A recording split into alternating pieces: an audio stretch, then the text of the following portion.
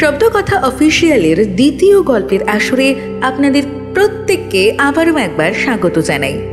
অগোছালো একঘেয়ে মনের শান্তি টনিক শব্দকথায় আজকে আপনাদের জন্য থাকছে শিবাঙ্গনের কলমে একটি গোয়েন্দা গল্প, অশনি সংকেত। গল্পে বিভিন্ন চরিত্রে শুভম, ব্রহ্মা, কৌশিক, RNM অভিষেক, মথুরা, অর্পণ এবং বর্ষা। তাহলে চলুন আর দেরি না করে শুনে ফেলা যাক আমাদের আজকের বিশেষ নিবেদন, অশনি সংকেত।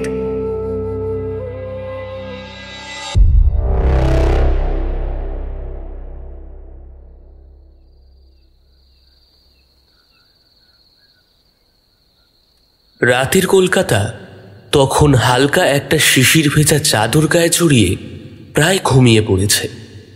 সারাদিনের যে চরম কর্মব্যস্ততা সারা শহর জুড়ে থাকে, তার থেকে যেন ক্ষণিকের বিরতি, একটা মায়াবী অন্ধকারে মোড়া। বাইপাসের ধারে কয়েকটা দ্রুতগামী গাড়ি শুধু ছুটে চলেছে নিজের গন্তব্যের উদ্দেশ্যে, বাকি পথ প্রায় ফাঁকা। কিছুটা দূরে দূরে রাস্তার পাশে চলতে থাকা স্ট্রিট লাইটের আলোকমালায় ঝলমল করছে নিস্তব্ধ রজনী। কত মানুষের পরিশ্রম, চাওয়া পাওয়ার অঙ্ক এবং তাদের ভবিষ্যৎটা একটু সুন্দর করে গুছিয়ে নেওয়ার স্বপ্ন জড়িয়ে রয়েছে তার মধ্যে, কিন্তু অন্য কারোর সেদিকে তাকিয়ে দেখবারও ফুরসত নেই। সবাই যেন নিজের নিজের স্বপ্নে বিভোর। এই যেমন দেখুন না, ভুবনেশ্বরের কোটিপতি ব্যবসায়ীর ছোট ছেলে আজ গভীর রাতে কলকাতা শহরে এসেছেন ব্যবসার কাজে, আর বাইপাসের ধারের একটা অভিজাত হোটেলে তার একটা রাত্রি থাকার কথা। আগামীকাল সকালে তাদের পারিবারিক ব্যবসার একটা বড় ডিল ফাইনাল করার কথা রয়েছে এই কলকাতারই একটা বড় ক্লায়েন্টের সঙ্গে, আর সেটা করেই বিকেলের ফ্লাইটে উনি আবার ফিরে যাবেন ভুবনেশ্বর। তাই আজ রাত্রি যাপন করার জন্য এই হোটেলে একটা রুম বুক করেছেন সেই ব্যবসায়ী। ওনার নাম চন্দ্রকান্ত মৈত্র। নিজের গাড়িটা হোটেলের মেন গেট দিয়ে ঢোকার সময় একবার নিজের হাত ঘড়িটা দেখে নেন সেই ভদ্রলোক। রাত 1:40। মেন গেট থেকে কয়েকটা সিঁড়ি ওপরে উঠে গিয়ে তারপরে হোটেলের মেন করিডোর শুরু, আর উনি গাড়ি নিয়ে সেই দিকেই এগিয়ে যাচ্ছেন। সাথে সাথে উর্দি পরা হোটেলের দুজন রিসেপশনের লোক ছুটে এগিয়ে আসেন ওনার গাড়ির দিকে। এটাই এই হোটেলের রীতি। মাথা ঝুঁকিয়ে সম্ভাষণ জানিয়ে গাড়ির দরজা খুলে ধরতে ব্যবসায়ী চন্দ্রকান্ত মৈত্র স্মিত হেসে ওনাদের সম্ভাষণে উত্তর দিয়ে যেই না গাড়ি থেকে বের হতে যাবেন, পয়েন্ট ব্ল্যাঙ্ক রেঞ্জ থেকে ছোড়া গুলিটা সরাসরি এসে ঢুকে যায় চন্দ্রকান্ত বাবুর বুকে। কোনো কিছু বুঝে ওঠার আগেই একটা বিকট চিৎকার করে মাটিতে আছড়ে পড়ে যান উনি। কত স্বপ্ন নিয়ে কলকাতায় এসেছিলেন, একদিনের ছুটিকা সফর ছিল তার, কিন্তু এক মুহূর্তে যে কি ঘটে গেল কে জানে। তারপর হঠাৎ একটা নিস্তব্ধতা ছেয়ে ফেলে হোটেলের চত্বরটা। সবাই স্তম্ভিত। ওনার মৃত্যুটা নিশ্চিত করতে আরও একটা গুলি ছোড়া হয়। একবার নড়ে উঠে স্থির হয়ে যান চন্দ্রকান্ত, আর একজন বিশাল আকৃতির লোক যার আপাদমস্তক কালো কাপড়ে ঢাকা, সে এক ছুটে রাস্তা পার হয়ে মিশে যায় অন্ধকারে। সকলের মনে একটাই বিস্ময়ের জন্ম দিয়ে যায় সেই আততায়ী। রাতের অন্ধকারে এমন আততায়ী হানা এর আগে খুব একটা দেখেনি শহর কলকাতা। কে এই লোকটা, আর কেনই বা সে ওই ব্যবসায়ী ভদ্রলোককে এভাবে আক্রমণ করলো? এটা কি ব্যবসা সংক্রান্ত কোনো প্রতিদ্বন্দ্বিতা, নাকি এর পেছনে লুকিয়ে আছে অন্য কোনো রহস্য?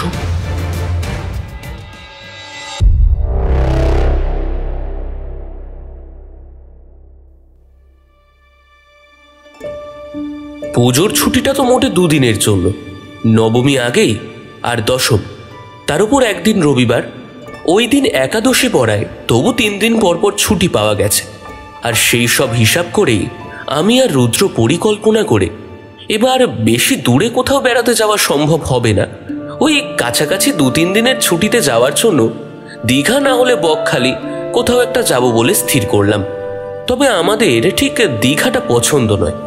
আসলে বারবার গিয়ে একঘেয়েমি এসে গেছে, আর ভালো লাগে না যেতে। তাই আমরা ঠিক করলাম এবার আরেকটু এগিয়ে চাঁদিপুরে যাব। উড়িষ্যায় পৌঁছে বালাসোর স্টেশনে নামতে হবে, সেখান থেকে অটো আছে, তবে একটা প্রাইভেট গাড়ি রিজার্ভ করে নেওয়াই এক্ষেত্রে ভালো।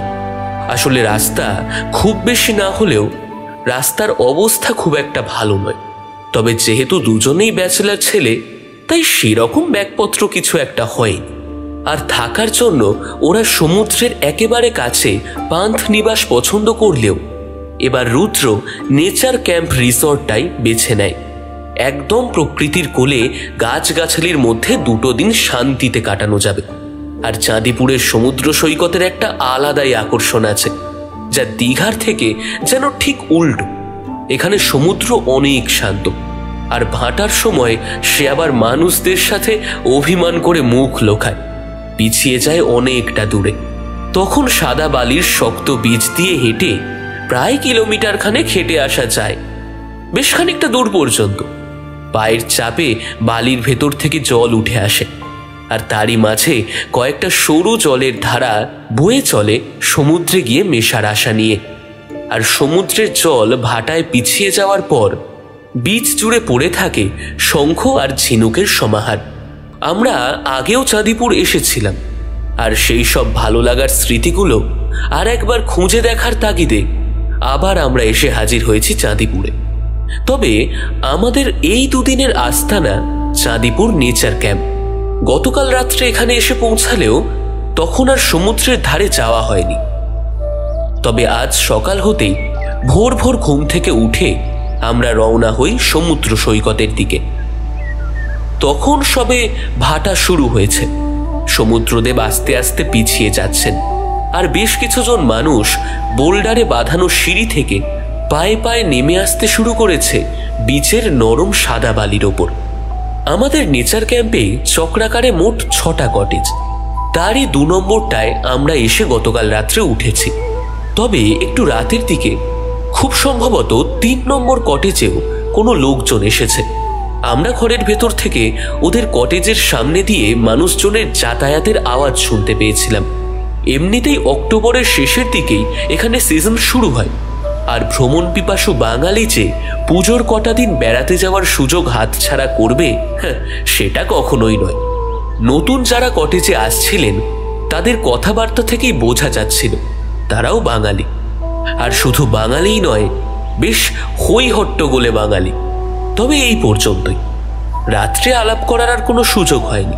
তবে পাশাপাশি কটেজ যখন রয়েছে তখন আলাপ হতে যে খুব একটা বেশি দেরি হবে এমনটাও নয়, আর হলোও তাই। ভোর ভোর সৈকত ভ্রমণে মনে হয় সেই পরিবারটিও যোগ দিতে কিছুটা কম আগ্রহী নয়। তাই আমরা দেখতে পেলাম একজন মাঝ বয়সী ভদ্রলোক বেশ সাবধানে বোল্ডারের সিঁড়ির ওপর দিয়ে লোহার গেটটা খুলে বিচের দিকে এগিয়ে আসছেন। সাথে একটা বছর 10-এর বেশ ফুটফুটে ছেলে, আর ওনাদের থেকে একটু পেছনে একজন ভদ্র মহিলা। ওনাদের দেখে এটা বুঝতে অসুবিধা হয় না যে ওনারা এক সন্তান নিয়ে বেশ সুখী দম্পতি। আর রুদ্র যে ওনাদের দিকেই তাকিয়ে দেখছে সেটা সেই ভদ্রলোক আন্দাজ করতে পেরে নিজেই একগাল হেসে এগিয়ে আসেন রুদ্রের দিকে। আরে দাদা, গুড মর্নিং। আপনারা কি নেচার ক্যাম্পে উঠেছেন নাকি? হ্যাঁ, 2 নম্বর। আমাদের 4 নম্বর। আমরা গতকাল রাত্রে এসেছি, বুঝলেন। তা আপনাদের বাড়ি কি কলকাতায় নাকি? না, ঠিক কলকাতায় নয়, তবে কলকাতার কাছাকাছি বলতে পারেন। তবে আপনি নিজে যে খোদ কলকাতার লোক সেটা বেশ বুঝতে পারছি। আমি দেখলাম রুদ্রের কথা শুনে ভদ্রলোক প্রথমে একটু হেসে উঠেও যেন হেঁচকে গেলার মতো করে বলে উঠলেন, আচ্ছা, আমি যে খুদ কলকাতার লোক সেটা আপনি কি করে বুঝলেন? না না, আমি আপনাকে আপনার বাড়ি কলকাতায় কিনা জিজ্ঞাসা করছি বলে এটা কখনোই নয় যে আমাকে বাধ্যতামূলকভাবে কলকাতার মানুষ হতেই হবে। না, তা কখনোই নয়। তবে আপনি সমুদ্রের জল থেকে আপনার মোবাইল আর হাতঘড়িটা রক্ষা করবার জন্য যে পকেটে করে প্লাস্টিকটা এনেছেন, সেটাতে বাগবাজার এলাকার একটা বেশ প্রসিদ্ধ মিষ্টি দোকানের নাম দেখতে পাচ্ছি। তাই মনে হলো আপনার বাড়ি কলকাতাতেই, আর ওই বাগবাজার চত্বরের আশেপাশেই। এই তো মোবাইল আর হাতঘড়ি, সেটা বাঁচাতে প্লাস্টিকের প্যাকেট। হ্যাঁ, আপনার কাছে আছে। মোবাইল ফোন আর হাতঘড়ি ছাড়া এমন কিছু আছে বলে তো এখনই মনে হচ্ছে না যেটাকে সমুদ্রের জল থেকে বাঁচানোর জন্য প্লাস্টিকের প্যাকেটের প্রয়োজন পড়তে পারে। কেন, এই আপনি কি করে এতটা নিশ্চিন্ত হয়ে বললেন? আমার কাছে তো মানি ব্যাগও থাকতে পারে। সূর্যোদয় দেখে আসার সময় চাঁদিপুরের সমুদ্র সৈকতে এমন কোনো প্রয়োজন থাকতে পারে বলে আমার মনে হয় না যার জন্য কাউকে মানি ব্যাগ সাথে করে নিয়ে আসতে হবে। আর যদি একান্তই বাবুসোনা বায়না করে, কিছু ধরুন ওই খাওয়া দাওয়া করবার জন্য, তাই তার জন্য পকেটে আপনি যে 50 টাকার নোটটি রেখেছেন সেটা এখনো উকি দিচ্ছে। তাই সেটা ছাড়াও আপনি মানি ব্যাগ সঙ্গে রেখেছেন, মাফ করবেন আমার বিশ্বাস হলো না। রুদ্রের কথা শুনে সেই ভদ্রলোকের চোখ একেবারে ছানা বড়া হয়ে যায়। তিনি ওইভাবেই রুদ্রের দিকে তাকিয়ে থাকলেও ওনার স্ত্রী বেশ জোরেই হেসে ওঠেন। দেখুন দাদা, আপনি নেশায় বা পেশায় কি তা আমরা জানি না, তবে আপনার অবজারভেশন পাওয়ার সত্যজিৎ বাবুর একটা বিখ্যাত ক্যারেক্টারকে মনে করিয়ে দিচ্ছে। আশা করি এটা বুঝতে পারছেন। ম্যাডাম, আপনার সন্দেহটা অনেকটাই মিলেছে, তবে সত্যজিৎ বাবুর সেই বিখ্যাত ক্যারেক্টারের যদি কাছাকাছি পৌঁছতে পারি তবে আমার এই জীবন ধন্য। নো ম্যাডাম, আমাকে স্বচ্ছন্দে বৌদি বলে ডাকতে পারেন। তবে হ্যাঁ, আমার এই আপাত সাধাসিধে বরটাকে আপনাদের সঙ্গে জুড়ে নিতে পারেন। আমি ওনার হয়ে গ্যারেন্টি দিতে পারি, কলমের খোঁচায় প্রখর রুদ্র লিখতে না পারলেও আমার বরটির কিন্তু গোয়েন্দা গল্প পড়ার অভ্যেসটা প্রায় একই রকম। বৌদি, আমার মনে হচ্ছে আপনি আমাকে সেই বিখ্যাত চরিত্রটা বানিয়েই ছাড়বেন, যার ধারে চত্বরেও আমি বিচরণ করার অধিকার রাখি না। অবিনাশ বাবুর হাতে ধরা সেই বছর দশেকের ছেলেটি বেশ মন দিয়ে ওর বাবা মা আর রুদ্রের কথোপকথন শুনছিল। তার মাঝেই হঠাৎ করে সে বলে ওঠে, সত্যজিৎ রায়ের সৃষ্ট বিখ্যাত ক্যারেক্টার কে গো মা? ফেলুদা? সর্বনাশ করেছে। বুবলুর নিষ্পাপ প্রশ্ন, আর তার সঙ্গে রুদ্রের চোখ মুখের অভিব্যক্তি দেখে আমরা সকলেই হো হো করে হেসে উঠলাম। তবে আমাদের হাসির মধ্যেও অবিনাশ বাবু যে ব্যাপারটা তখনও পুরোটা বুঝে উঠতে পারেননি সেটা ওনার চোখ মুখ দেখেই বোঝা যাচ্ছিল। এখনো পুরোটা বুঝে উঠতে পারোনি তো? ছেড়ে দাও, আর চেষ্টা করো না। তোমার ব্যাপারটা পুরো বুঝে উঠতে উঠতে আবার জোয়ার এসে গেলে সকালবেলার বেড়ানোটাই মাটি হবে। তার চেয়ে বরং চলো বীজ বরাবর কিছুটা হেঁটে আসি। অবিনাশবাবুর উদ্দেশ্যে কথাটা বলেই আমাদের দিকে ফিরে সংযুক্তা দেবী বললেন, আচ্ছা, আপনারা কি কোনো তদন্তের কাজে? আরে না না বৌদি, এসব কি বলছেন? আমরা দুজনেই বেসরকারি অফিসে চাকরি করি, পুজোর কদিন ছুটি পেয়েছি, তাই নিছক শহরের ভিড়ভাট্টা থেকে একটু শান্তিতে বুক ভরে সমুদ্রের হাওয়া নেব সেই আশায় চাঁদিপুর পালিয়ে আসা। কোনো তদন্তর ব্যাপার নেই। আপনি যা ভাবছেন আমরা তা নই। রুদ্রের কথা ভদ্রমহিলা শুনলেও একেবারে যে বিশ্বাস করতে পারলেন তা নয়।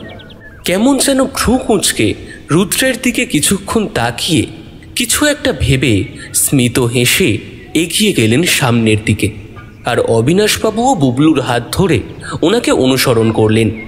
আর এই সমস্ত ক্ষেত্রে আর কোনো কথা না বাড়িয়ে আমি আর রুদ্র এগিয়ে গেলাম পান্থ নিবাসের সামনে বিচের দিকে। সেখানে একজন লোক চা বিক্রি করছেন। সে পশ্চিমবঙ্গে থাকি বা তার বাইরে, সকালবেলা মাটির ভাঁড়ে ধোঁয়া ওঠা চা এটা ছেড়ে থাকা সম্ভব নয়। হাজার হোক বাঙালি তো, তাই সেদিকে এগিয়ে যেতে যেতে রুদ্রকে বললাম, ভদ্রমহিলা বেশ বুদ্ধিমতী বলতে হবে, কি বলো? ভদ্রমহিলা যে বুদ্ধিমতী সেই সিদ্ধান্তে পৌঁছাবার মতো কোনো উদাহরণই এখনো দেখিনি। তবে হ্যাঁ, ভদ্রলোক হয়তো একটু চমকেই গেছেন। যাই হোক, আবার যদি ব্রেকফাস্টের টেবিলে ওনাদের সাথে দেখা হয় তাহলে ওনাদের ভুলটা ভাঙিয়ে দিতে হবে। ভুল? কোন ভুল? পরে বলবো। আপাতত তুমি 2 কাপ চায়ের অর্ডার দাও। একটা কথা কি জানো তো প্রলয়? কি? আমি ভেবেছিলাম গতকাল রাত্রে যে পরিবারটি এখানে থাকার জন্য এসেছিল এনারাই তারা, কিন্তু এখন মনে হচ্ছে সেটা ঠিক নয়। না, সেটা নাও হতে পারে, তবে তাতে কি কোনো অসুবিধা আছে?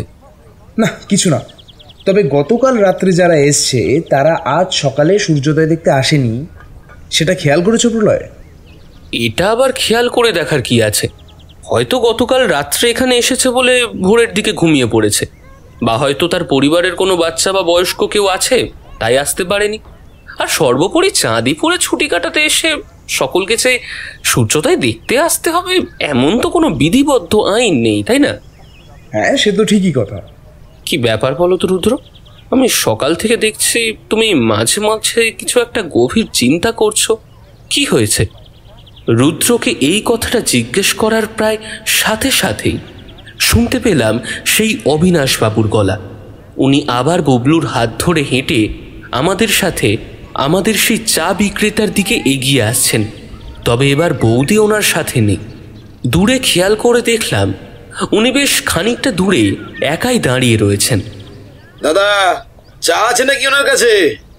হ্যাঁ, আমরা এসে তো দেখলাম প্রায় 1 কেটলি ভর্তি আছে। আমরা সবে তার থেকে 2 কাপ ঢেলে নিয়েছি। আমার ধারণা আপনার জন্য যথেষ্ট পরিমাণে এখনো অবশিষ্ট আছে। বুঝতে পারলাম রুদ্র মনে মনে কিছু একটা ভাবছে, আর সেখানে অবিনাশবাবু এমন একটা বেফাস কথা বলায় ও বেশ মনক্ষুণ্ণই হয়েছে। না হলে ও এভাবে সরাসরি রূঢ়ভাবে উত্তর দিত না। আর ওর কাছে এমন উত্তর পেয়ে অবিনাশবাবু নিজেও একটু ঘাবড়ে গেলেন। তাই আমি পরিস্থিতি কতকটা স্বাভাবিক করার জন্য বলে উঠি, হ্যাঁ হ্যাঁ দাদা, চা আছে তো, আমরা এইমাত্র নিলাম। আচ্ছা আপনি দাঁড়ান, আমি ওনাকে আর 1 কাপ চা দিতে বলছি।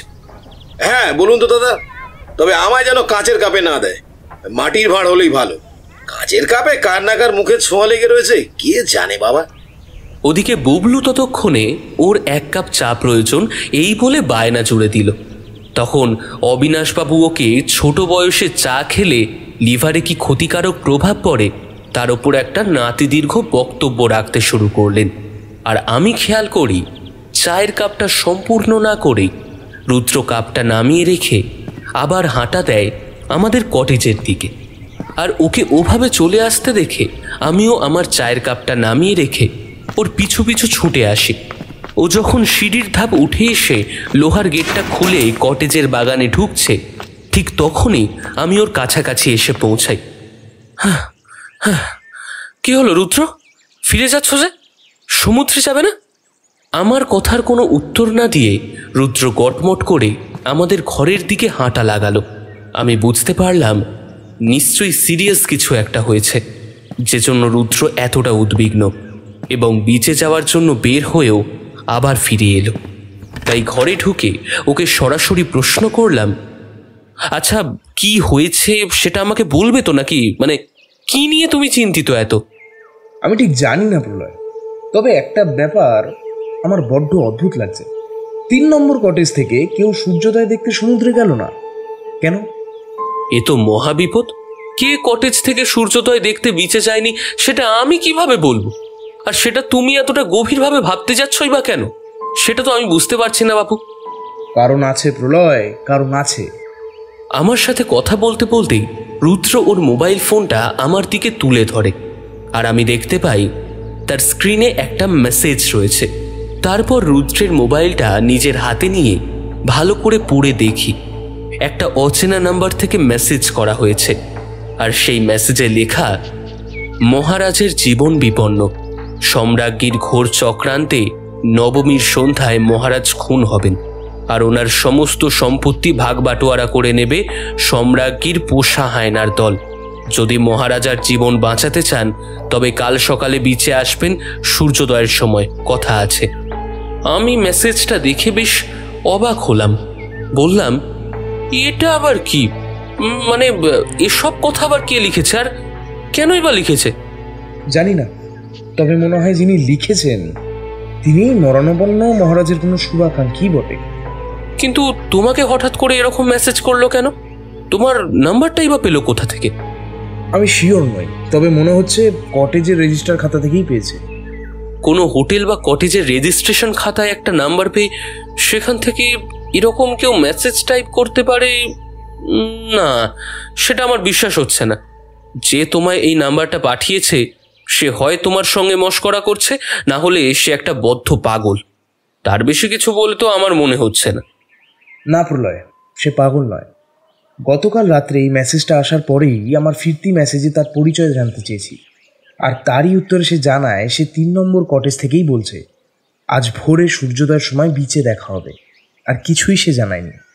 তার মানে তুমি বলতে চাইছো কাল রাত্রে যে হইহট্টগোল করা পরিবারটা এখানে এসেছে এটা তাদের মধ্যেই কেউ করেছে?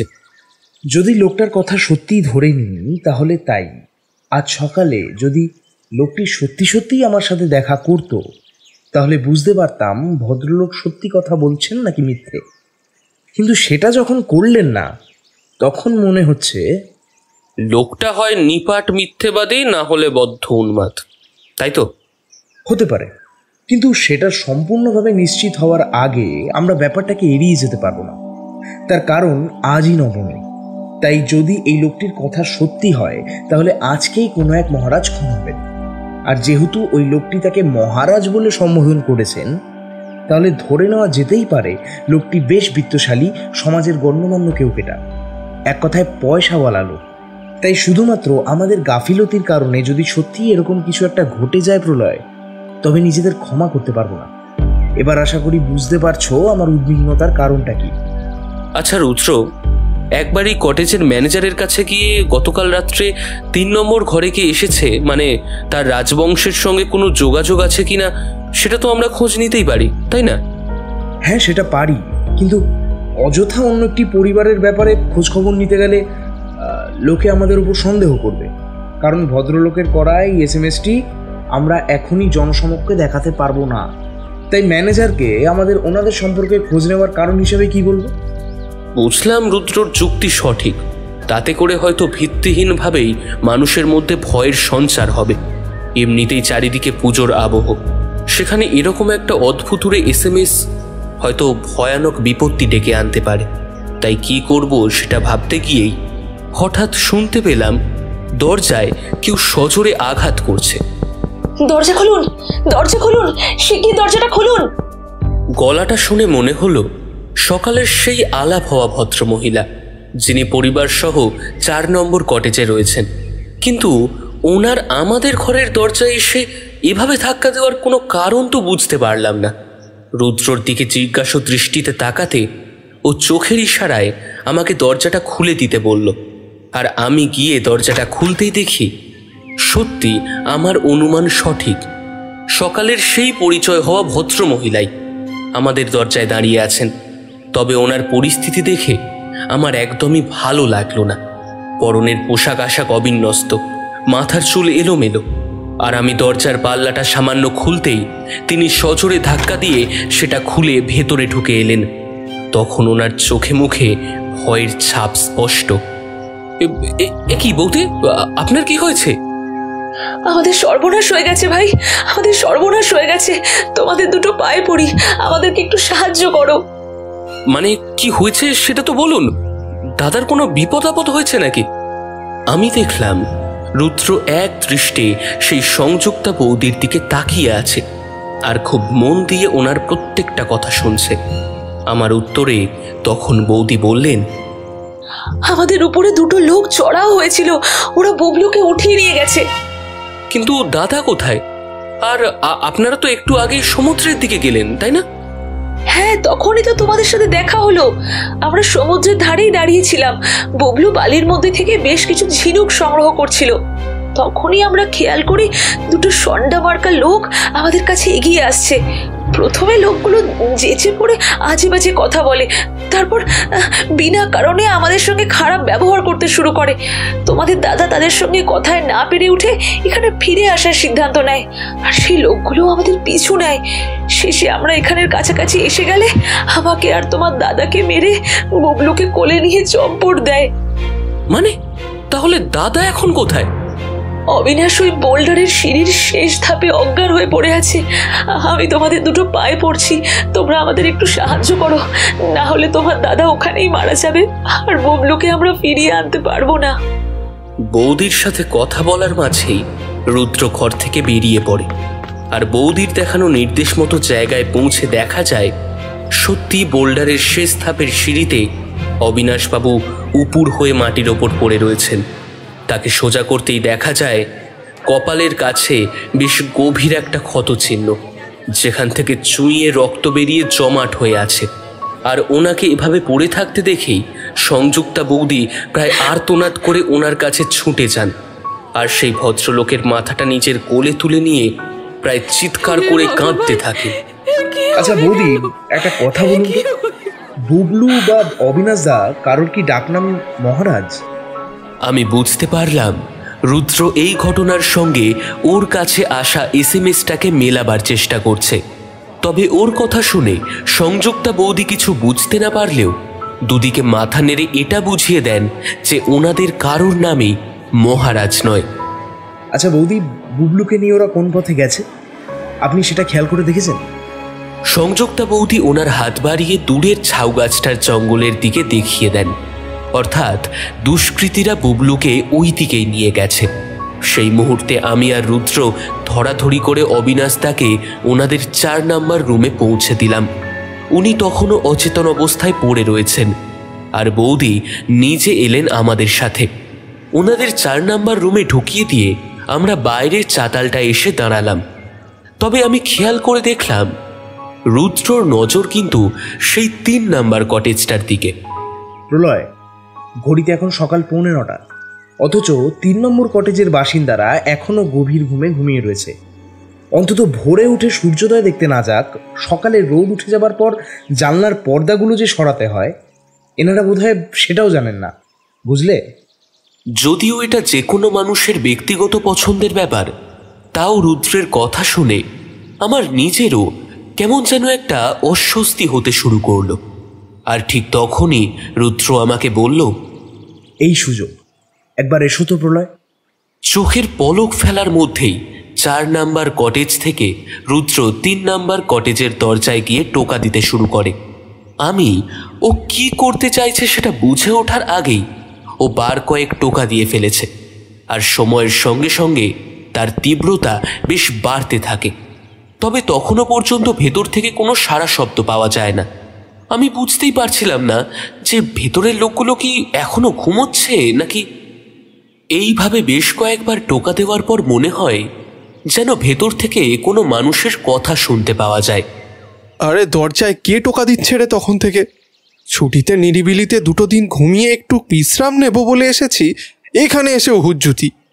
আগে আমরা আপনাদের প্রতিবেশী, এই 2 নম্বর আর 4 নম্বর ঘরে রয়েছি, আর এখানে একটা বড় দুর্ঘটনা ঘটে গেছে। তাই আমার একান্ত অনুরোধ, যদি আপনাদের কাছে ব্যান্ডেজ জাতীয় কিছু থাকে তাহলে দয়া করে আমাকে দিন। বুঝলাম রুদ্র যে কোনো অছিলায় ওই ঘরের মানুষগুলোর সঙ্গে সামনাসামনি পরিচয় করতে চাইছে। তবে ওর কথা শেষ হওয়ার পরই ভেতর থেকে দরজা খোলার শব্দ হলো। কেউ একজন এগিয়ে এসে দরজাটা খুলছেন। আমার এসব উটকো ঝামেলা একদম ভালো লাগে না, বুঝলে? আমি যেখানে যাব অশান্তি আমার পিছু পিছু সেখানেই গিয়ে পৌঁছবে। নাও, এবার কতক্ষণ এই লোকগুলো আমাদের সময় নষ্ট করবে সেটাও জানি না, যত সব লাফড়া। ঠিক এই রকমভাবেই সেই ভদ্রলোক অত্যন্ত কটু কথার সংমিশ্রণে কাউকে কথাগুলো বলতে বলতে ওনার ঘরের দরজাটা খুললেন। সরাসরি রুদ্রের দিকে তাকিয়ে জিজ্ঞেস করলেন, কি হয়েছে? কি চাই আপনাদের? সকাল সকাল একটা অপরিচিত মানুষের দরজায় গিয়ে কড়া নাড়ছেন? বলি, কেমন আক্কেল মশাই আপনাদের? বলা নেই কওয়া নেই, একেবারে বেআক্কেলের মতো আমাদের ঘরের দরজা প্রায় ভেঙে ফেলার উপক্রম করেছেন। ওই লোকটার 2-1টা কথা থেকেই বুঝতে পারলাম ভদ্রলোক একটি অত্যন্ত নিচু মনের অভদ্র মানুষ। তাই তার সঙ্গে আর কথা না বাড়িয়ে আমরা ঘর থেকে বেরিয়ে আসলাম। বলা বাহুল্য, সে ভদ্রলোক আমাদের কোনো ব্যান্ডেড দিয়ে সাহায্য করেননি। আমরা কয়েক মিনিটের মধ্যেই ওই ঘর থেকে বেরিয়ে আসলাম। তবে বুঝতে পারলাম রুদ্র যে উদ্দেশ্যে ওনাদের সাথে ভাব জমাতে চেয়েছিল সেই কাজটা বোধহয় সম্পন্ন হয়েছে। চোখের ইশারায় রুদ্র আমাকে সেখান থেকে চলে আসতে বলল। আমরা 3 নম্বর কটেজ থেকে বের হয়ে ফিরে গেলাম 4 নম্বরে। ততক্ষণে কটেজের ম্যানেজার কিছুটা জল ছিটিয়ে সামান্য চিকিৎসার বন্দোবস্ত করে ফেলায় দেখলাম অবিনাশ তার জ্ঞান ফিরেছে। আমরা ঘরে ঢুকে ওনার থেকে ওনার শরীরের খবর নিয়েই ঘর থেকে বেরিয়ে পড়লাম। আর বের হওয়ার মুহূর্তে রুদ্র একবার সংযুক্তা বৌদির দিকে তাকিয়ে জিজ্ঞেস করল, আচ্ছা বৌদি, আমার যতদূর মনে পড়ছে বুবলুর পরনে এখন লাল রঙের একটি টি শার্ট আর বাদামি রঙের একটি হাফ প্যান্ট রয়েছে, তাই তো? হ্যাঁ ভাই, ঠিক বলেছ। তোমরা যে করেই হোক ওকে খুঁজে বার করার চেষ্টা করো। বুবলুর যদি কিছু হয়ে যায় তাহলে আমি আর তোমাদের দাদা হয়তো মরেই যাব। তোমরা যে করেই হোক ওকে উদ্ধার করার ব্যবস্থা করো। আমরা দেখলাম অবিনাশদারও ততক্ষণে জ্ঞান একটু ফিরে আসায় উনি আমাদের দিকে ফ্যাল ফ্যাল করে তাকিয়ে আছেন, আর ওনার দৃষ্টিতেও সেই একই অনুরোধ। আমরা আর কথা না বাড়িয়ে বেরিয়ে আসলাম নেচার ক্যাম্পের চৌহদ্দি থেকে। আর এসে রুদ্রকে জিজ্ঞেস করলাম, ছেলেটাকে কোথায় খোঁজা যায় বলো তো? বৌদি যেরকম বললেন তাতে হয়তো ওই ঝাউবনের দিকটায় ওকে ওরা নিয়ে যেতে পারে, কিন্তু এভাবে সেটা খোঁজা কি সম্ভব? না, সম্ভব না। বিশেষ করে আমাদের কটেজ থেকেই যখন একটা গাড়ি যাতায়াত করছে, তখন যদি আমরা এখনো ধরে রাখি বুবলুকে ঝাউবনেই কোথাও লুকিয়ে রাখা হয়েছে, সেটা রীতিমতো বাড়াবাড়ি রকমের কষ্ট কল্পনা হয়ে যাবে। তাই বলেই আমার মনে হচ্ছে। কটেজ থেকে গাড়ি যাতায়াত করছে মানে? তুমি হয়তো খেয়াল করে দেখোনি প্রলয়, কটেজ থেকে মিনিট 15-20 মধ্যে দুটো গাড়ি যাতায়াত করেছে। অন্তত কটেজের সামনের রাস্তায় তার চাকার দাগ দেখা যাচ্ছে, আর গাড়িটার যাওয়ার বা আসার সময় খুব একটা আগে নয়, কারণ চাকার জলের দাগ এখনো শুকায়নি। হ্যাঁ, আপনারা ঠিকই বলেছেন। একটু আগে একজন বেশ উচ্চপদস্থ পুলিশ অফিসার এখানে এসেছিলেন। এটা ওনারই গাড়ির চাকার দাগ। কটেজের ম্যানেজার মিস্টার পন্ডা যে কখন আমাদের পেছনে এসে দাঁড়িয়েছেন এবং আমাদের কথাগুলো শুনছিলেন সেটা আমরা খেয়াল করিনি। ওনার কথায় খেয়াল পড়ল, আর রুদ্র সেটা বুঝতে পেরেই ওকে জিজ্ঞেস করল, উচ্চপদস্থ পুলিশ অফিসার এখানে থাকার জন্য এসছেন? কত নম্বর কটেজ? না না স্যার, আমার আর সে সৌভাগ্য কোথায় যে সরকারি অফিসার আমার কটেজে থাকতে আসবেন। উনি পাশের ওই সরকারি গেস্ট হাউস থাকার জন্যই এসেছেন। আমাদের গেট থেকে ওনার গাড়িটাই ইউটার্ন নেওয়ার জন্য ঘোরালেন আর কি। আর ওনার সাথে পুলিশের গাড়িও ছিল একটা। ওরা সেই অফিসারটাকে গেস্ট হাউস পর্যন্ত গার্ড দিয়ে পৌঁছে দিয়ে এলো। বুঝলাম আমাদের কটেজের ম্যানেজার সাহেবের সরকারি বড় পোস্ট সম্পর্কে একটা আলাদাই শ্রদ্ধা ভক্তি রয়েছে। ওনার চোখে মুখে একটা বেশ গদগদ ভাব ফুটে উঠেছে সেই সরকারি আধিকারিক সম্পর্কে। তবে দেখলাম রুদ্র সে কথায় সেরকম পাত্তা না দিয়ে ভ্রু কুঁচকে কিছু একটা ভাবছিল। ওকে চাপা স্বরে জিজ্ঞেস করলাম, ম্যানেজার মিস্টার পন্ডা কিন্তু আমাদের কথা আড়ি পেতে শুনছিলেন, সেটা খেয়াল করেছো? কোনো লাভ নেই সেটা খেয়াল করে, আমি শুধু একটা কথাই ভাবছি। কি ভাবছো?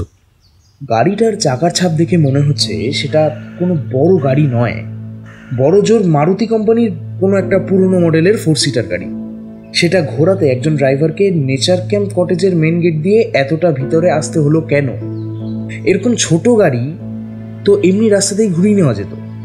হতে পারে ড্রাইভারের হয়তো অভিজ্ঞতা কম, নতুন হাত, তাই বড় রাস্তায় গাড়ি কাটাতে না পেরে এতটা ঢুকে এসেছে।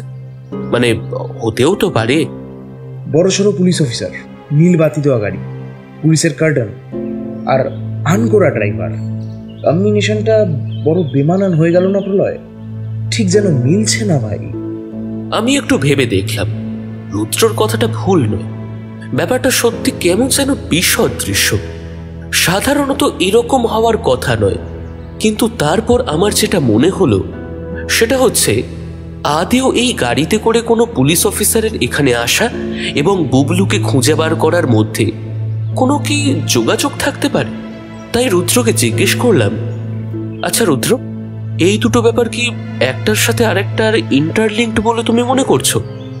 না, ঠিক সেটা মনে করছি না, তবে সম্ভাবনাটা উড়িয়েও দিতে পারছি না একদম। কেন বলো তো? দেখো, সংযুক্ত বৌদি বললেন বুবলুকে নিয়ে লোকগুলো ঝাউবনের দিকে গেছে, কিন্তু সেই সময় নয় করেও বিচে 100 লোক তো ছিল, আর নিশ্চয়ই বুবলুও মুখ বুঝে ওদের সাথে চলে যাবে না, প্রতিবাদ কিংবা কান্নাকাটি তো করবেই। তাহলে মানুষের মধ্যে একটা সন্দেহ তৈরি হতে পারে, তাই কোনো পোর খাওয়া কিডন্যাপার এটা করবে না বলেই আমার মনে হয়। কিন্তু তুমি বিচের দিকে তাকিয়ে দেখো, একটু আগে এখান থেকে একটা বাচ্চা ছেলে কিডন্যাপ হয়ে গেছে, এই সংক্রান্ত কোনো উদ্বেগ তাদের মধ্যে আছে বলে তো আমার মনে হয় না। তার মানে এখনো সিদ্ধান্ত নেওয়ার সময় আসেনি প্রলয়। চলো একবার উচ্চপদস্থ পুলিশ সাহেবের সাথে দেখা করে আসি। তাহলে ঝাউবনের দিকে কি বুবলুকে খুঁজতে যাবে না? আমার কথায় রুদ্র কোনো উত্তর দিল না, বরং কিছুটা ভেবে বলল, আচ্ছা প্রলয়, একটা ব্যাপার খেয়াল করেছো? 3 নম্বর কটেজে যে লোকটা দরজা খুলে কথা বলল সে কিন্তু এখনো ঘরের দরজা বন্ধই রেখেছে। আর লোকটা দরজা খোলার আগে ঘরের ভিতরে কারোর সাথে কথা বলছিল, কিন্তু আমরা দরজার ভিতরে কাউকে দেখতে পাইনি।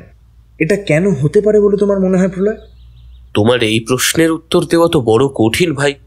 ঘরে ওই অভদ্র লোকটা ছাড়া আর যদি কেউ থেকে থাকে, হয়তো সে তখন বাথরুমে ছিল, তাই তাকে দেখতে পাইনি। আমি দেখলাম আমার কথা শুনে রুদ্র খুব মন দিয়ে কিছু একটা ভাবল, তারপর ওর ডায়েরিটা বের করে কিছু একটা লিখতে বসলো। আমি উঁকি দিয়ে দেখলাম ও একটা স্কেচ আঁকছে আমাদের ওই কটেজটা, একটা বেডরুম, সামনে ব্যালকনি আর পাশে একটা অ্যাটাচড বাথরুম। দেখো তো প্রলয়, আমাদের কটেজের স্কেচটা ঠিক আছে কিনা? আমি দেখে বললাম, একদম ঠিক আছে। অবিনাশবাবুর যে 4 নম্বর কটেজটা সেটাও ঠিক এইরকমই, তাই তো? হ্যাঁ, সেভাবে খেয়াল করিনি, কিন্তু এরকমই তো মনে হলো। হ্যাঁ ঠিক আছে, আমি খেয়াল করেছি একই রকম। আর এই সব কটেজের মুখ সামনের বাগানে যে বাতিস্তম্ভটা রয়েছে সেই দিকে। তার মানে সব কয়েকটা কটেজ একটা সার্কেলের আকারে, যার একেবারে 3 নম্বরটা সমুদ্রের দিকে আর 6 নম্বরটা ঠিক তার উল্টো দিকে, অর্থাৎ ক্যাম্পের গেটের দিকে, ঠিক তো? তার মানে সমুদ্র, 3 নম্বর কটেজ, 6 নম্বর কটেজ আর মেন গেট পরপর যোগ করলে এরকম একটা সরল রেখা হবে, তাই তো? এইটুকু বললে তোমাকে আমি 10-এর মধ্যে 5 দেব। তাহলে 10-এ 10 কি বললে পাওয়া যাবে? বিচ, 3 নম্বর কটেজের বাথরুম, 3 নম্বর কটেজের দরজা, বাতিস্তম্ভ, 6 নম্বর কটেজের দরজা, 6 নম্বর কটেজের বাথরুম, ক্যাম্পের মেন গেট, একই সরল রেখা। কিছু বুঝতে পারছো? আমার রুদ্রের ইঙ্গিতটা বুঝতে অসুবিধা হয় না, তবে একটা ব্যাপার আমার কাছে পরিষ্কার হলো না। এই সরল রেখার কল্পনাটা কি সম্পূর্ণটাই রুদ্রর খামখেয়ালি চিন্তার ফসল, নাকি বুবলুর হারিয়ে যাওয়ার সঙ্গে এর কোনো সম্পর্ক রয়েছে, নাকি সেই মহারাজের খুন হওয়ার সাথে? আমি সেই কথাটা জিজ্ঞেস করতে যাব, ঠিক তখনই রুদ্র প্রায় লাফিয়ে উঠে বলল, চলো ভাই, উচ্চপদস্থ পুলিশ সাহেবকে বেশিক্ষণ অপেক্ষা করানো ঠিক নয়, ওনার সাথে দেখা করে আসি। মানে সেই পুলিশ অফিসার কি তোমার জন্য অপেক্ষা করে আছেন নাকি? আমরা যে ওনার সঙ্গে দেখা করতে যাব সেটা তো নিজেরা প্ল্যান করেছি, উনি কি করে জানবেন সে কথা? আরে চলোই না, সবকিছু আগে থাকতে জেনে গেলে যে জানার আগ্রহটাই চলে যাবে। চলো চলো, কিছু রহস্য বাঁচিয়ে রাখতে হয়তো। আমি রুদ্রের কথার মধ্যে একটা পরিষ্কার হেয়ালির ছাপ দেখতে পেলাম, আর এটাও বুঝতে পারলাম এই সরকারি আমলাটির সঙ্গে রুদ্রের দেখা করতে যাওয়ার তাগিদটা এমনি এমনি নয়। নিশ্চয়ই রুদ্র কোনো একটা পরিকল্পনা করেছে, আর সেই মতোই আমরা আমাদের নেচার ক্যাম্প থেকে বের হয়ে সামনের রাস্তা দিয়ে সামান্য ঘুরে সরকারি গেস্ট হাউসে গিয়ে ঢুকলাম। আর দরজা দিয়ে ঢুকেই রুদ্র বলে উঠল, স্যার আসতে পারি?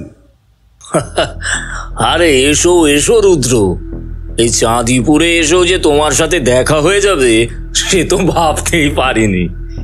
কিন্তু তুমি এখানে কি করে এলে? তোমার কাছেও কি কোনো খবর ছিল নাকি কেসটার? না স্যার, আমি আর আমার বন্ধু নিছক ছুটি কাটাবো বলেই এখানে এসেছিলাম, তারপর খুব কাকতালীয়ভাবে কেসটার সাথে জড়িয়ে গেছি। আমি বুঝলাম এই পুলিশ অফিসার আর রুদ্র একে অপরের পূর্ব পরিচিত, আর ওদের মধ্যে বেশ ভালোই আলাপ রয়েছে। তবে ওই ভদ্রলোকের কথা থেকে মনে হলো উনি কোনো একটা বিশেষ কেসের ব্যাপারে কথা বলছেন, আর সেটা রুদ্র বিলক্ষণ জানে। তাই ওর দিকে তাকিয়ে কিছুটা জিজ্ঞাসু দৃষ্টিতে বললাম, কোন কেস রুদ্র? আচ্ছা রতনলাল্লা, আগে আপনাকে আমার বন্ধুর সাথে একটু পরিচয় করিয়ে দিই। ও হচ্ছে প্রলয় বন্দ্যোপাধ্যায়, আমার বন্ধু, সহকারী, আর কিছু কিছু ক্ষেত্রে আমার সিনিয়র পথপ্রদর্শকও বলতে পারেন। আচ্ছা, আমি তোমার কথা বেশ ভালোই বুঝতে পেরেছি, কিন্তু একটা কথা আমাকে বলো, তোমাকে এই চাঁদিপুরে আসার কথা কে বললেন? আমাদের হেড অফিস থেকে কি তোমাকে জানিয়েছে? না না স্যার, একেবারেই তা নয়। আমি সামান্য কিছু খবরাখবর জোগাড় করছিলাম মাত্র, আর সেখান থেকেই আমার মনে হয় যে এই রহস্যের কিনারায় পৌঁছাতে গেলে আমাদের এর উৎসে পৌঁছাতে হবে। আর সেই উৎসটা যে এই চাঁদিপুরের সমুদ্র সৈকতেই লুকিয়ে রয়েছে সেটা তো আপনিও জানেন। আর তাছাড়া ছুটি কাটানোর একটা ইচ্ছা নিয়ে এখানে এসেছিলাম, তাতে যদি কোনো তদন্তের কাজে এগোনো যায় তাহলে তো ভালোই। আর না গেলে সমুদ্রের ধারে বসে কটা দিন ছুটি কাটানো যাবে। তোমার কথাটা কিন্তু মন্দ নয়। তা সেই রহস্যের সমাধান সূত্র কিছু খুঁজে পেলে?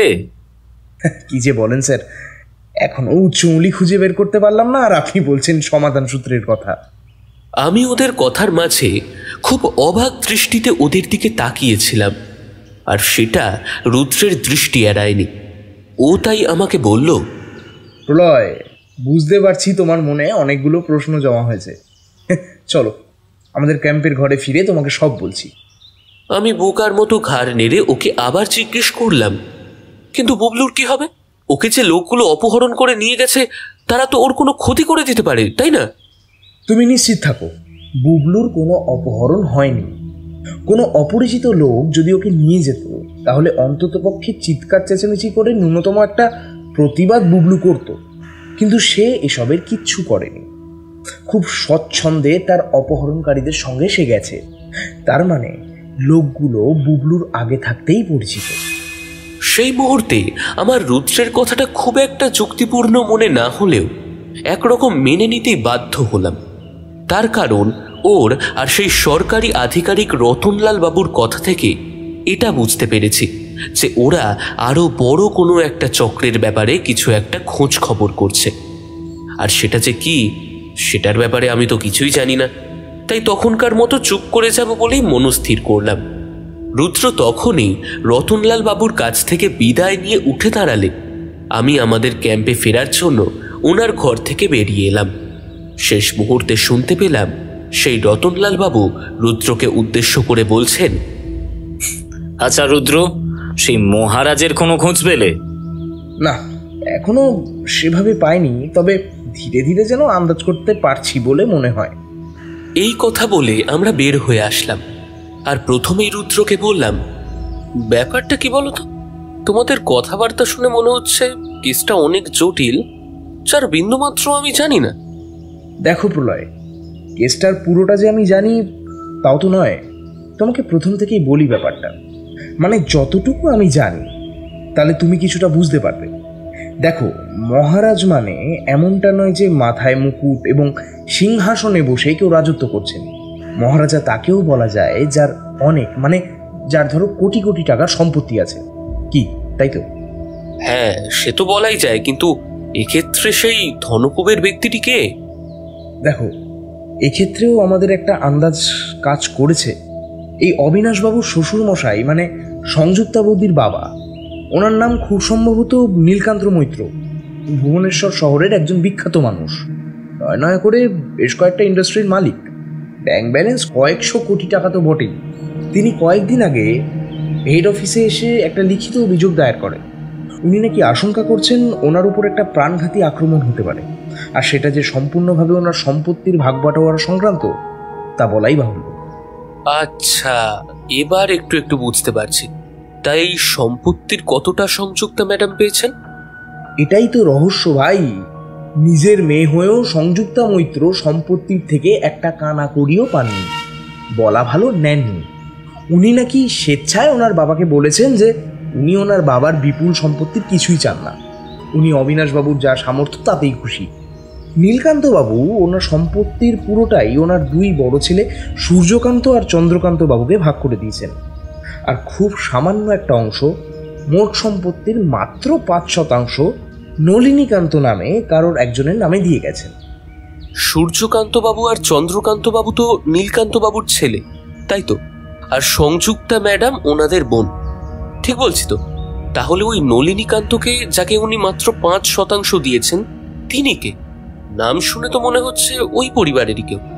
হতে পারে, কিন্তু নীলকান্ত কে সেটা এখনো জানি না। তবে আজই ওনার সেই উইল রেজিস্ট্রি হওয়ার কথা, আর তার আগেই ওনাদের বাড়িতে ঘটে গেছে মারাত্মক দুটো দুর্ঘটনা। মারাত্মক দুর্ঘটনা মানে? সূর্যকান্ত বাবু ওনাদের ব্যবসার কাজে গুয়াহাটি গিয়েছিলেন বিগত 3 দিন আগে। ওখানে ওনার গাড়ির একটা ভয়ঙ্কর অ্যাক্সিডেন্ট হয়েছে। ভদ্রলোকের অবস্থা সংকটজনক, উনি গুয়াহাটির একটা বড় নার্সিংহোমে চিকিৎসায় রয়েছেন। তারপর দ্বিতীয়ত, চন্দ্রকান্ত বাবুরও একই অবস্থা। গতকাল কলকাতায় ওনার ওপরেও আক্রমণ হয়েছে, পয়েন্ট ব্ল্যাঙ্ক রেঞ্জ দিয়ে 2বার ফায়ার করা হয়েছে ওনার ওপর। ভদ্রলোক এখনো জীবিত নাকি মৃত সেটা আমি জানি না, কলকাতায় একটা নামকরা বেসরকারি নার্সিংহোমে তাকে গতকাল রাত্রেই ভর্তি করা হয়েছে। তার মানে একই পরিবারের দুজন পরপর দুদিন মারাত্মক দুর্ঘটনার মুখে পড়েছেন। এটা তো ভাই কাকতালীয় নাকি? এটা তো কাকতালীয় বলে মনে হচ্ছে না, কেউ তো নিশ্চয়ই ঘটাচ্ছে বলেই মনে হচ্ছে। পরপর দুদিন এত বড় প্রাণঘাতী দুর্ঘটনা কাকতালীয় বলে তো মনে হচ্ছে না প্রলয়। এটা নিশ্চিতভাবেই ঘটানো হয়েছে। আর সেটা ঘটিয়েছে এই নলিনীকান্ত, যাতে করে এই সম্পত্তির শেয়ার থেকে বঞ্চিত না হতে হয়, কি তাই তো? নীলকান্ত বাবু সংযুক্তা ম্যাডামকে অত্যন্ত স্নেহ এবং বিশ্বাস করেন, তাই উনি আমাদের অনুরোধ করেন যাতে ওনার একমাত্র মেয়ের কোনো ক্ষতি না হয় সেই দিকটা দেখবার জন্য। আর নীলকান্ত বাবুর অনুরোধেই রতনলাল দা এখানে এসেছেন সংযুক্তা ম্যাডামকে প্রোটেকশন দেওয়ার জন্য। আর আমরা, আমাদের উদ্দেশ্যও কি তাই? রুদ্র আমার কথাটা শুনে কয়েক মুহূর্ত চুপ করে থাকে, তারপর কিছু একটা ভেবে নিয়ে বলে, দেখা যাক। তবে আমার কেন জানি মনে হচ্ছে ব্যাপারটা বোধহয় একটু অন্যরকম। আচ্ছা রুদ্র, এটাও তো হতে পারে সংযুক্তা ম্যাডামের ওপর আক্রমণ না করে ওনার মনের সব থেকে দুর্বল জায়গা মানে বুবলুকে আক্রমণ করা হয়েছে, আর সেটা করেছে এই নলিনীকান্ত, যাতে সংযুক্তা বৌদিকে ও নিজের করায়ত্ত করে রাখতে পারে। দেখা যাক, যতক্ষণ না নলিনীকান্তকে খুঁজে পাওয়া যাচ্ছে ততক্ষণ কিছুই বলতে পারা যাবে না। তবে আমার গোটা ব্যাপারটার মধ্যে একটা ব্যাপার কিছুতেই মাথায় ঢুকছে না, কেন জানি না বারবার মনে হচ্ছে এই রহস্যের সব ভালোগুলোই বোধহয় একেবারে ভালো নয়, আবার একই রকম ভাবে সব খারাপগুলোও বোধহয় সম্পূর্ণ খারাপ নয়। কি যে বলো না ভাই, তোমার কথার হেয়ালি কিছুই বুঝতে পারি না। যাই হোক, তাহলে এখন আমাদের কি করণীয় সেটা বলো। কিছু না, তুমি ফিরে যাও বিনাশদা, আর সংযুক্তা বৌদিকে বুবলুকে খুঁজে না পাওয়ার জন্য ওদের মানসিকভাবে সান্ত্বনা দাও। আমাকে একটু বেরোতে হবে। আমি বুঝলাম রুদ্রকে এখন আর কোনো কিছু জিজ্ঞেস করে কোনো লাভ হবে না, তাই আর কথা না বাড়িয়ে ঘর থেকে বের হতে যাচ্ছিলাম, ঠিক তখনই একটা প্রশ্ন আমার মাথায় এলো। আমি থমকে দাঁড়িয়ে রুদ্রকে জিজ্ঞেস করলাম, আচ্ছা রুদ্র, একটা কথা আমাকে বলো, তোমার কথা অনুসারে এই সূর্যকান্ত বাবু আর চন্দ্রকান্ত বাবু তো সংযুক্তা ম্যাডামের নিজের দাদা, তাহলে তাদের এত বড় অ্যাক্সিডেন্ট হয়েছে আর সংযুক্তা ম্যাডাম সেখানে না গিয়ে এই চাঁদিপুরে বেড়াতে এসেছেন, ব্যাপারটা কিরকম অদ্ভুত না? আমি তোমার সাথে বিকেলে কথা বলছি প্রলয়, এখন আমাদের একটু বেরোতে হবে। আর তোমার মনে যে সন্দেহটা এসছে সেই একই সন্দেহ আমারও মনে এসছে, আর সেই জন্যই বললাম যে এই রহস্যের সব ভালোগুলোই বোধহয় ভালো নয়। আর তুমি নিশ্চয়ই বুঝতে পারছো আমি তোমাকে কেন ওনাদের ঘরে থাকতে বলছি। বুঝতে পারছি, ওনাদের উপর নজর রাখতে বলছো, তাই তো? দেখো প্রলয়, রহস্যের কিনারায় পৌঁছাবার আগে কেউই কিন্তু আমাদের সন্দেহের ঊর্ধ্বে নয়। এই কথা বলার পর রুদ্র বেরিয়ে গেল। আমি জানি বিকেলে ওর ফেরা পর্যন্ত আমাকে অপেক্ষা করতে হবে। আমিও আর কথা না বাড়িয়ে আবার গিয়ে পৌঁছালাম অবিনাশ বাবুর ঘরে, আর আমাকে দেখেই ওনারা বেশ উদ্গ্রীব হয়ে ছুটে এলেন আমি বুবলুর কোনো খবর পেয়েছি কিনা সেটা জানার জন্য। আর আমরা বুবলুর ক্ষেত্রে সেরকম কোনো খবর পাইনি এটা জানতে পেরে সংযুক্তা বৌদি মানসিকভাবে একেবারেই ভেঙে পড়লেন। আমি দেখলাম ওনার চোখ জলে ভরে এসেছে, কিন্তু সত্যি কথা বলতে কি সেই মুহূর্তে ওনাকে মানসিক সান্ত্বনা দেওয়া ছাড়া আমার আর কিছুই করার ছিল না। রুদ্র যখন আবার নেচার ক্যাম্পে ফিরল তখন ঘড়িতে প্রায় বিকেল 4:30। আমি আমাদের ক্যাম্পের বাইরে একটা চেয়ারে বসেছিলাম। আমি দেখলাম একটা পুলিশের গাড়ি এসে দাঁড়ালো ক্যাম্পের সামনে, যার থেকে রুদ্র নেমে এসে হাসি মুখে ড্রাইভারকে কিছু একটা বলে ক্যাম্পে ঢুকে আসলো, আর রতনলাল বাবুকে নিয়ে গাড়িটা এগিয়ে গেল ওনার গেস্ট হাউসের দিকে। এরপর রতনলাল বাবু গাড়ি থেকে নেমে গেলে গাড়িটা সেখান থেকে ঘুরিয়ে নিয়ে আবার ফিরে গেল নিজের গন্তব্যের দিকে। রুদ্র আমাকে সামনে বসে থাকতে দেখে বেশ জোরে পা চালিয়ে এগিয়ে। তুমি দুপুরের খাবার খেয়েছো প্রলয়? হ্যাঁ, সে আমি খেয়ে নিয়েছি, কিন্তু তুমি কিছু খেয়েছো? না, কিছু খাওয়া হয়নি গো, ভীষণ খিদে পেয়েছে। এখন এত বেলা হয়ে গেছে, খাবার দাবার কি কিছু পাওয়া যাবে? হ্যাঁ হ্যাঁ, পাওয়া যাবে।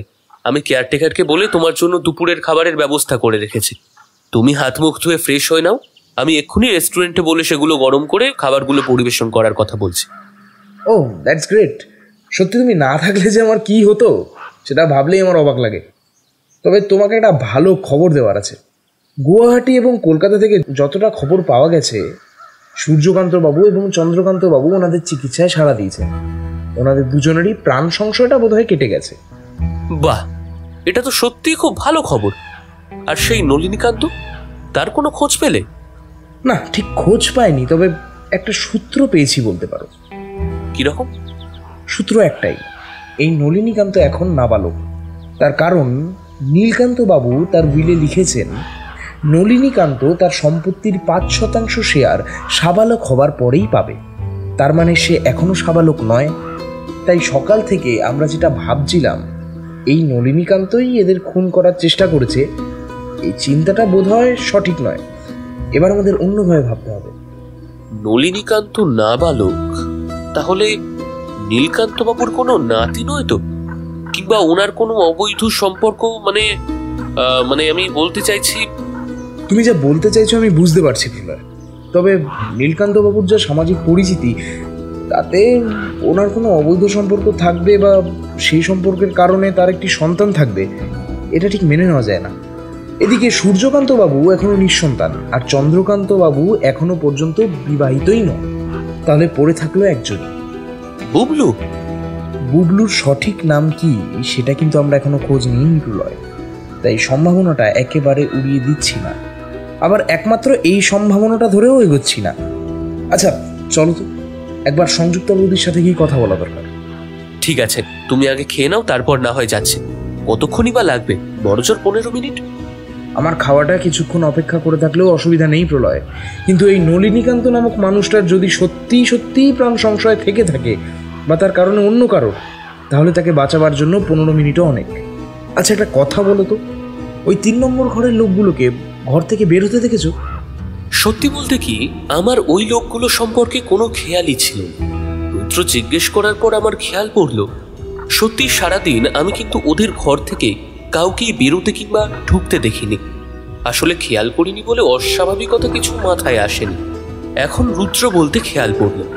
আর আমি যে ওই লোকগুলোর ব্যাপারে কিছু খেয়াল করিনি সেটা রুদ্র বেশ ভালোই বুঝতে পেরেছে। ও সেই হিসেবেই বলল, আচ্ছা প্রলয় চলো, একবার অবিনাশদার সংযুক্ত বৌদির সাথে দেখা করে আসি।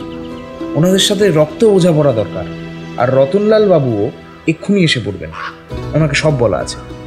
আমরা আমাদের ঘর থেকে বেরিয়ে 4 নম্বরের সংযুক্তা বৌদিদের ঘরের দিকে এগোতে যেতেই রুদ্র হঠাৎ করে বাগানের মাঝে যে বাতি স্তম্ভটা আছে তার কাছে গিয়ে দাঁড়িয়ে পড়ল, আর মাটি থেকে কিছু একটা কুড়িয়ে নিয়ে বার কয়েক ঘুরিয়ে ফিরিয়ে দেখে নিচের জামার পকেটে সেটা রেখে দিল। আমি দেখলাম বৌদিদের ঘরের দরজা তখনও খোলা, আর আমাদের সেদিকে যেতে দেখেই বৌদি উদ্গ্রীব হয়ে বললেন, আচ্ছা বুবলুর কোনো খবর পাওয়া গেল কি? আচ্ছা বৌদি একটা কথা আমাকে বলবেন, আপনার ছেলে সকালবেলা বীজ থেকে নিখোঁজ হয়ে যাওয়ার পর মাঝে এতগুলো ঘন্টা কেটে গেল, আপনি একবারও থানায় গিয়ে অভিযোগ করলেন না কেন?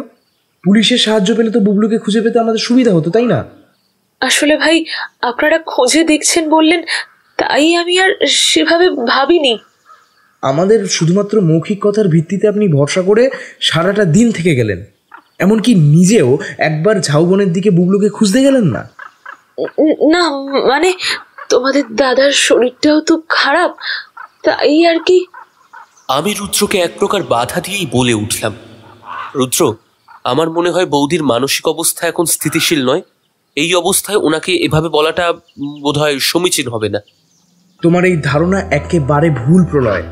এই কাজ শুধুমাত্র তিনিই করতে পারেন যিনি নিশ্চিন্ত থাকতে পারেন তার সন্তান নিরাপদে আছে। কি বৌদি, ঠিক বলছি তো? এসব তুমি কি বলছো রুদ্র? আপনি কি বলছেন রুদ্রবাবু? তার মানে আমি আপনাদেরকে মিথ্যে বলেছি?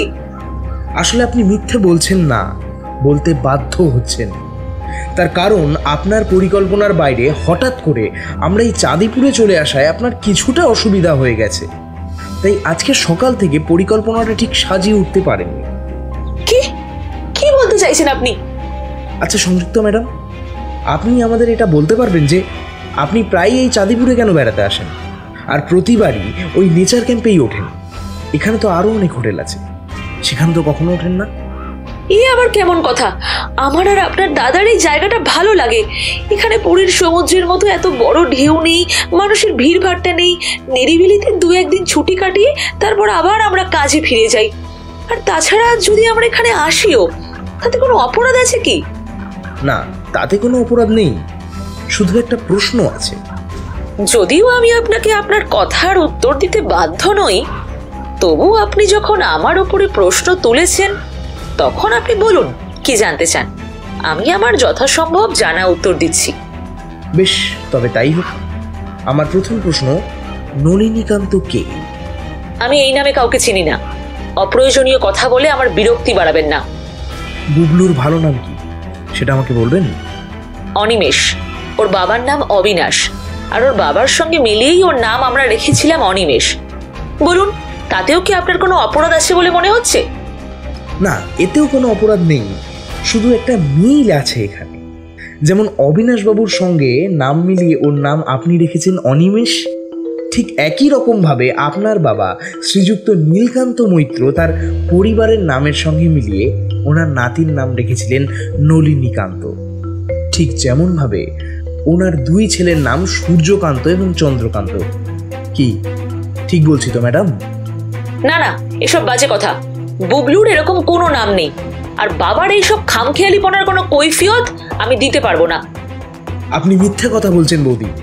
বুবলুরই নাম নলিনীকান্ত, আর আপনার বাবা নীলকান্ত মৈত্র আজ পর্যন্ত বুবলুকে ওনার দেওয়া নাম নলিনীকান্ত বলেই সম্বোধন করেন, আর উনি ওনার উইলেও সেই নামই লিখে গেছেন।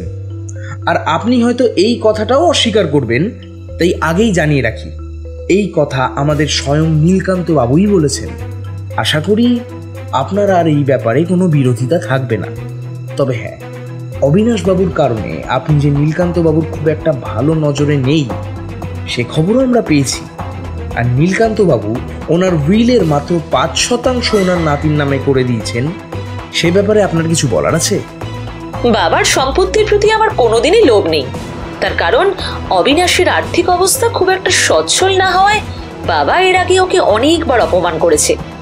আমি তখন থেকেই ঠিক করে রেখেছি, বাবার সম্পত্তির কানা করিও আমি নেব না। আমি যদি আর্থিকভাবে দুর্বল থাকি, আমি তাতেই খুশি, কারণ দয়ার আমার প্রয়োজন নেই। বাহ, আপনার জীবন আদর্শ আমার বেশ ভালো লাগলো ম্যাডাম। কিন্তু আপনি একটা কথা এখনো স্বীকার করলেন না, বুবলুরই নাম নলিনীকান্ত, তাই তো? হ্যাঁ, বাবা ওকে ওই নামেই ডাকেন। তবে আপনি বাবার সম্পত্তির যে 5% কথা বলছেন, আমি সে ব্যাপারে কিছু জানি না। সে কথা আমি পরে আসছি। আপনি আপনার সম্পত্তির ভাগ ছেড়ে দিয়েছেন নাকি পুরো সম্পত্তিটা নিজে দখল করার পরিকল্পনা করেছেন, সেটা বিচার ব্যবস্থা বলতে পারবে, সেটা আমি বলতে পারবো না। আমার কাজ শুধু তদন্ত করা। আর আপনি হয়তো জেনে আনন্দ পাবেন, আমাকে এই তদন্তের দায়িত্ব দিয়েছেন স্বয়ং আপনার বাবা নীলকান্ত মৈত্র।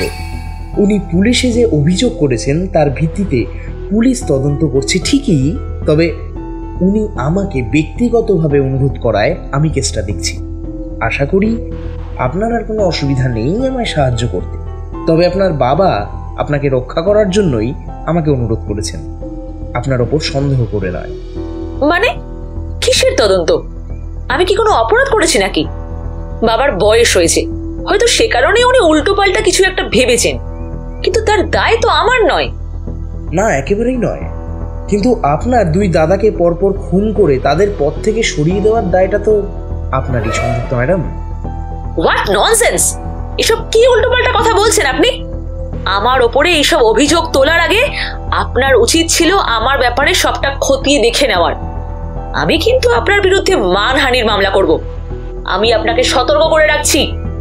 নিশ্চয়ই, সে আপনি করতেই পারেন। শুধু 2টো কথা বলুন, আপনি এর আগের 2বার এখানে এসেছেন। এখানকার ম্যানেজার মিস্টার পান্ডাকে দিয়ে এই 3 নম্বর আর 6 নম্বর কটেজের মধ্যে আন্ডারগ্রাউন্ড সুড়ঙ্গ পথ কেন তৈরি করতে বলেছিলেন, সেটা বলবেন? মানে এসব কি বলছেন আপনি? আর প্রতি মাসে এখানে এসে সেই কাজের অগ্রগতি নিয়ে আপনি নিজে তদারকি করতেন। ম্যানেজার মিস্টার পান্ডা পুলিশের জেরায় সে কথাই স্বীকার করেছে।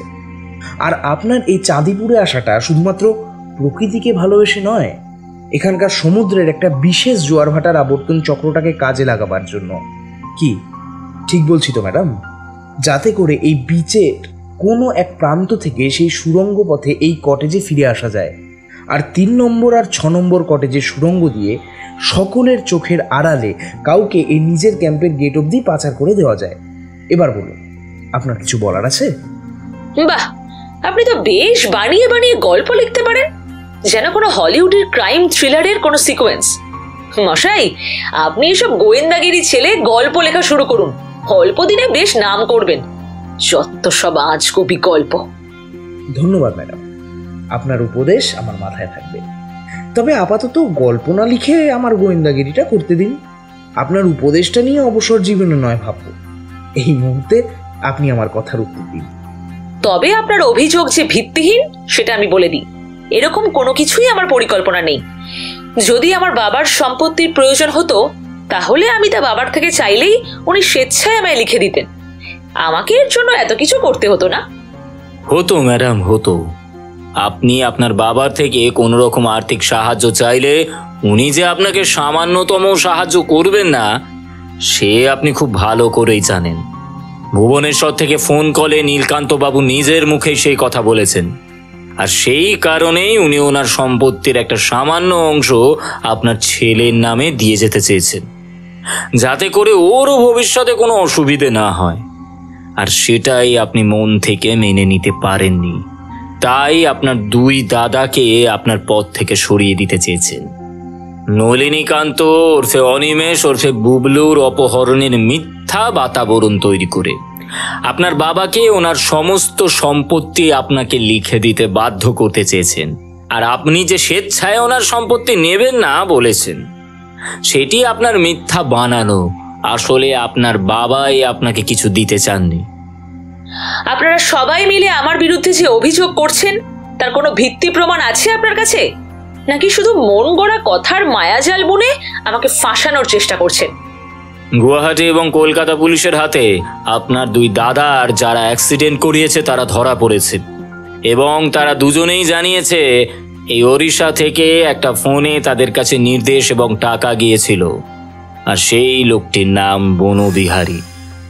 আর আমরা এই বনবিহারীর মোবাইল ট্র্যাক করে জানতে পেরেছি এই বনবিহারী হচ্ছে সেই লোক যে এই মুহূর্তে নেচার ক্যাম্পের 3 নম্বর ঘরে এসে রয়েছে।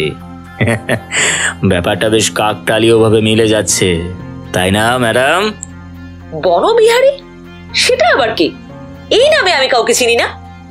একেবারেই চেনেন না, তাই না? তবে কি জানেন, প্রথম আমরাও বুঝতে পারিনি 3 নম্বর রুমের সেই অশিক্ষিত অভদ্র লোকটি আপনার সঙ্গে যুক্ত হতে পারে।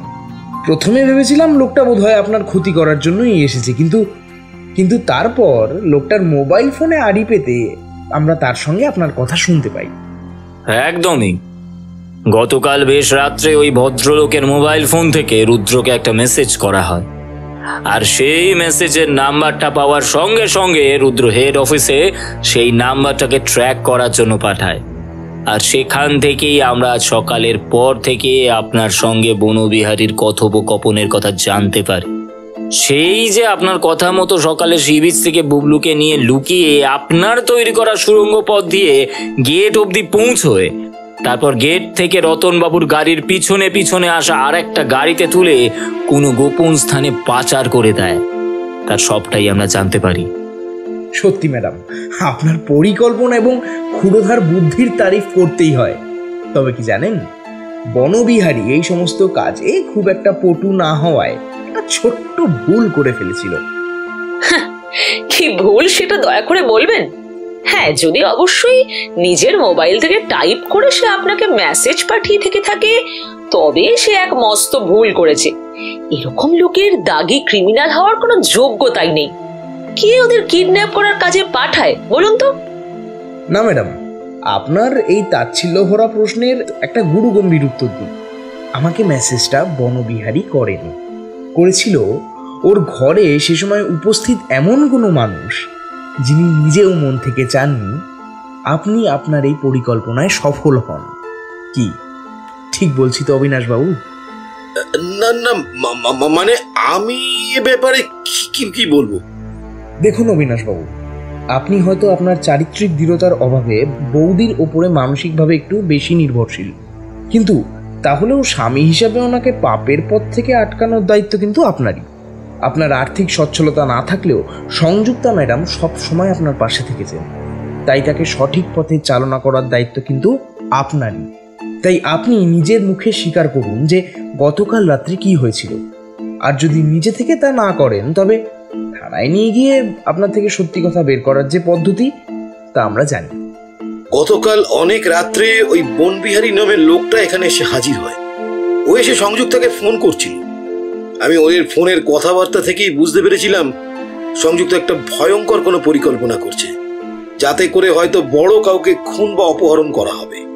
আমি সেটা কে ঠিক বুঝতে পারিনি। আমি ভেবেছিলাম উইলে ওকে সম্পত্তির ভাগ না দেওয়ায় রাগের বশে হয়তো সংযুক্তা ওর বাবা নীলকান্ত বাবুকে খুন করার পরিকল্পনা করছে। আর সেটা জানার জন্যই আমি রাত্রিবেলা সংযুক্তা ঘুমিয়ে পড়ার পর ওই বনবিহারীর ঘরে যাই। ও আমাকে আগে থাকতেই চিনত। সামান্য মদের লোভ দেখাতে ও আমাকে ওর ঘরে আসার দরজা খুলে দিল। তারপর আমরা কিছুক্ষণ একসাথে মদ খেয়ে ওর থেকে কিছু কথা বের করার চেষ্টা করি। আর ওরই মোবাইল থেকে আপনাকে মেসেজ করে সতর্ক করার চেষ্টা করেছিলাম, যাতে কোনো বড় অনর্থ ঘটার আগে সেটাকে আটকানো যায়। আপনি নিজের মোবাইল থেকে আমাকে মেসেজটা করেননি, কারণ আপনি ভেবেছিলেন এই পুরো ব্যাপারটার মধ্যে আপনাকে কেউ যাতে জড়িয়ে না ফেলে, তাই তো? আর আপনি আমার নম্বর পেয়েছিলেন এই ক্যাম্পের রেজিস্টার বুক থেকে। কি ঠিক বলছি তো? হ্যাঁ, আসলে কারোর একজনের সাহায্য আমার দরকার ছিল, বুঝলেন? না হলে আমি সংযুক্তাকে আর সামলাতে পারছিলাম না। ওর দুই দাদাকে খুন করার পরিকল্পনার পর যদি ওর বাবাকেও খুন করত, তবে আমি সেটা মেনে নিতে পারতাম না। কিন্তু আপনি তো নিজেকে লুকিয়ে রাখতে পারলেন না অবিনাশবাবু। আপনি মেসেজে লিখেছিলেন সম্রাজ্ঞী সবাইকে খুন করবে, কিন্তু আমি বনবিহারীকে দেখেই বুঝতে পেরেছিলাম সম্রাজ্ঞী বানান লেখার বিদ্যা তার পেটে নেই। অতএব এটাও নিজে লেখেনি, লিখেছে দ্বিতীয় কেউ যিনি পড়াশোনা জানেন। আসলে তখন অত রাতে আমার আর মাথা ঠিক ছিল না, জানেন। আমি শুধু ভাবছিলাম কি করে সংযুক্তাকে আটকাবো সেই কথা। চুপ করো তুমি। এসব কি বলছো তুমি? যা বলছো সেটা ভেবে বলছো তো? হ্যাঁ সংযুক্তা, আমি সম্পূর্ণ ভেবেই কথাগুলো বলছি। তোমার অজান্তেই তোমার লোভ সব সীমানা ছাড়িয়ে গেছে। তাই তুমি তোমার দুই দাদাকে খুন করার পরেও নিজের ছেলেকে অপহরণ করিয়ে তোমার বাবার সম্পূর্ণ সম্পত্তি দখল করার পরিকল্পনা করার পর তুমি আর মানুষ নেই সংযুক্তা।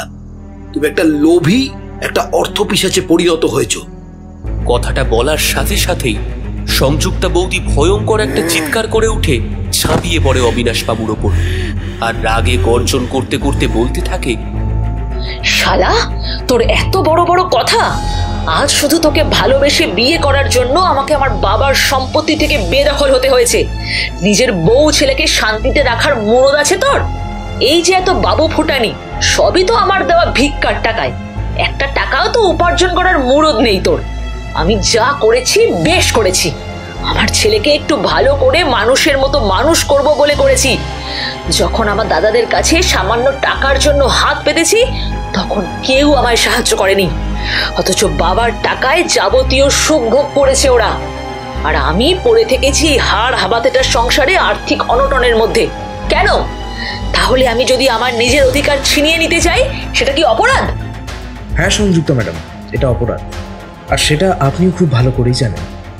যদি আপনি আপনার পারিবারিক অশান্তি মিটিয়ে আবার আপনার পরিবারে ফিরে যেতেন, মিলেমিশে থাকতেন, তবে কোনো অসুবিধা ছিল না। কিন্তু আপনি সেটা করেননি। পুরো সম্পত্তি দখল করতে চেয়েছেন। তার জন্য নিজের দাদাদের খুন করার পরিকল্পনাও করেছেন। নিজের ছেলেকে অপহরণ করার মতন ঘৃণ্য অপরাধের ক্ষেত্রেও আপনি পিছিয়ে থাকেননি। তাই আপনার পরিবার আপনাকে ক্ষমা করে দিলেও আইনের চোখে আপনি একজন অপরাধী, আর এর শাস্তি আপনাকে পেতেই হবে। রতনলাল বাবু, আশা করি মহিলা পুলিশ এতক্ষণে এসে গেছে। আপনি সংযুক্তা দেবীকে গ্রেফতার করার ব্যবস্থা করুন। আমি তখনও পর্যন্ত ওনাদের আলোচনা শুনে অবাক হয়ে দাঁড়িয়েছিলাম। কোনো মা যে তার নিজের সন্তানকে অপহরণ করার জন্য এত বড় চক্রান্ত করতে পারে, তার ধারণারই ঊর্ধ্বে ছিল আমার। তবে আমি রুদ্রকে একটা কথা জিজ্ঞেস না করে পারলাম না। সবই তো বুঝলাম রুদ্র, কিন্তু বুবলু তাহলে এখন কোথায় আছে? একটা ওইটুকু ছেলের ওপর দিয়ে কি মানসিক যন্ত্রণা যাচ্ছে, সেটা একবার বোঝার চেষ্টা করো প্লিজ। আমাদের সবার আগে তো ওকে খুঁজে বের করতে হবে। চিন্তা করো না প্রলয়, বনবিহারীকে আড়ং ধোলাই দিয়ে পুলিশ বুবলু কোথায় আছে সেটা জানতে পেরেছে, আর এতক্ষণে ওকে উদ্ধার করে থানাতেও নিয়ে আসছে হয়তো। আমরা ওখানে গেলেই বুবলুকে দেখতে পাবো। একটু আগেই রতনলাল বাবুর সাথে থানায় যা কথা হয়েছে তাতেও একেবারে সুস্থ, আর তার কারণ ও জানেও না। ওকে কেন্দ্র করে কত বড় চক্রান্ত তৈরি করা হয়েছিল। নীলকান্ত বাবুর সাথে আমাদের কথা হয়েছে, উনি নলিনীকান্তকে ওরফে বুবলুকে ওনার সাথে করে নিয়ে যাবেন। তবে হ্যাঁ, সংযুক্তা ম্যাডাম এবং অবিনাশ বাবুর জন্য আইন কী ব্যবস্থা নেবে আমি সে কথা কিছুই বলতে পারবো না। তবে আমার বিশ্বাস বুবলুর মুখের দিকে তাকিয়ে আইন হয়তো সহমর্মিতার সঙ্গেই কেসটাকে দেখবে। চলো, আমাদের আর এখানে থেকে সময় নষ্ট করে লাভ নেই। রতনলাল বাবু ওনাদের প্রিজন ভ্যানে তুললে আমরাও বেরিয়ে পড়ব। এখানে থানায় একটা কাজ আছে, তারপর এখানে ফিরে এসে নির্ভেজাল একটা দিন ছুটি কাটিয়ে আমাদের ফিরে যেতে হবে কলকাতা। আশা করি তোমার মনের সমস্ত প্রশ্ন আমি দূর করতে পেরেছি। হ্যাঁ, সে তো ঠিকই আছে, কিন্তু বুঝতে পেরেছি তুমি কি জানতে চাইছো। 3 নম্বর কটেজে যখন আমরা গেছিলাম তখন বনবিহারীর সঙ্গে ছিল বুবলু। খুব সম্ভবত ওকে আমাদের চোখের আড়াল করে রাখবার জন্যই বাথরুমে বন্দি করে রাখা হয়। আর যেহেতু বনবিহারীকে আগে থেকেও চিনত, তাই কোনো প্রতিবাদও করেনি। একটু আগে বাতিস্তম্ভের কাছে আমি যে লজেন্সের র্যাপারটা খুঁজে পাই সেটাও খুব সম্ভবত বুবলুরই খাওয়া। সকালবেলায় বিচে ওর পকেটে আমি লজেন্সটা দেখেছিলাম। আর তাছাড়া এখানে বুবলু ছাড়া আর কেউ লজেন্স খাওয়ার মতো আছে বলে আমার মনে হয় না। ঠিক আছে, বুঝতে পেরেছি। আর আমার মনে কোনো প্রশ্ন নেই। এবার চলো তাহলে। না ভাই, এবার আমি তোমার থেকে 15 মিনিট সময় চেয়ে নেব।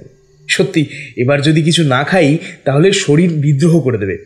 রতনলাল বাবু ওনার কাজ করুন, আর আমি সেই সুযোগে আমার সান্ধ্যকালীন মধ্যাহ্নভোজটা সম্পূর্ণ করি। ওর কথা শুনে আমরা সকলেই হেসে উঠলাম। তারপর আমরা ছুট দিলাম রেস্টুরেন্টে খাবারগুলোর ব্যবস্থা করার জন্য। এখানের কাজ তাহলে আপাতত শেষ।